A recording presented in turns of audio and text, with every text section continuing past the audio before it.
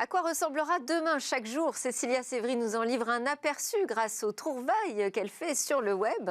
Bonjour Cécilia. Bonjour Delphine. Aujourd'hui, vous allez nous présenter une innovation qui est tout droit sortie du biomimétisme. Oui, je vous présente aujourd'hui un robot haricot. En fait, c'est un robot encore au stade de prototype, il faut le préciser, mais qui va imiter la pousse d'un haricot grimpant. Parce qu'un haricot grimpant, il s'enroule autour d'un support vertical, comme une corde ou une tige, et bien pour pouvoir pousser vers le haut, en utilisant ces pouces qui sont sensibles et qui vont détecter le support à suivre. Et donc, des chercheurs de l'Université de Géorgie ont décidé de s'en inspirer pour créer un robot pensé pour les endroits étroits, les endroits difficiles d'accès. Donc, ce serait la solution idéale. Et de quoi est-il constitué? Alors, en fait, c'est un robot complètement mou. Pour protéger sa structure, il y a du silicone imprimé en 3D qui fait 7 cm de long environ. Et puis, à l'intérieur, il y a d'abord un canal souple avec une fibre optique pour transmettre les données numériques. Et puis, autour de cette fibre, il y a un canal pneumatique par-dessus qui est enroulé en hélice autour de la fibre optique. Et donc, vous l'aurez compris, puisque c'est un canal pneumatique, ce robot, il va fonctionner grâce à l'air comprimé tout simplement. Et donc, c'est une solution assez simple qui va permettre une coordination du mouvement extrêmement simple. Et ça, c'est très pratique pour toutes les utilisations.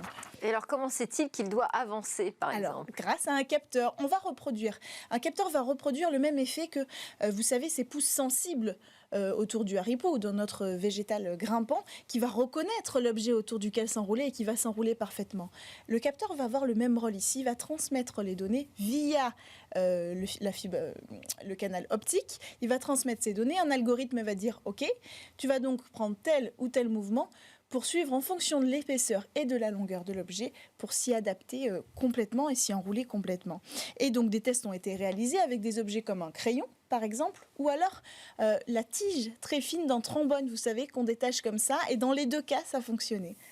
Et alors, à quoi pourrait servir un robot haricot? Alors, le but de ce robot haricot, c'est de pouvoir proposer des robots capables de s'insérer dans les milieux très confinés, voire même des milieux hostiles aux machines, par exemple trop humides. Ici, l'idée, c'est qu'on puisse utiliser ce robot partout et qu'il soit quasiment autonome. Avec simplement de l'air comprimé, il pourra faire son chemin tout seul puisqu'il va s'adapter à la forme de l'objet. Il pourra même attraper des objets. C'est ça aussi l'idée. Alors, les milieux très confinés, je l'ai dit, tout est possible. Par exemple, pour les secteurs de l'industrie, les secteurs de l'agriculture, pour mettre dans les plantations des capteurs qui vont s'accrocher eux-mêmes aux plantations. Et puis, il y a la médecine aussi. Alors, on y embarquerait des capteurs assez différents en fonction des besoins, des capteurs de radioactivité, des capteurs d'humidité, voire même des capteurs de fréquence cardiaque. Ça, c'est encore une autre idée.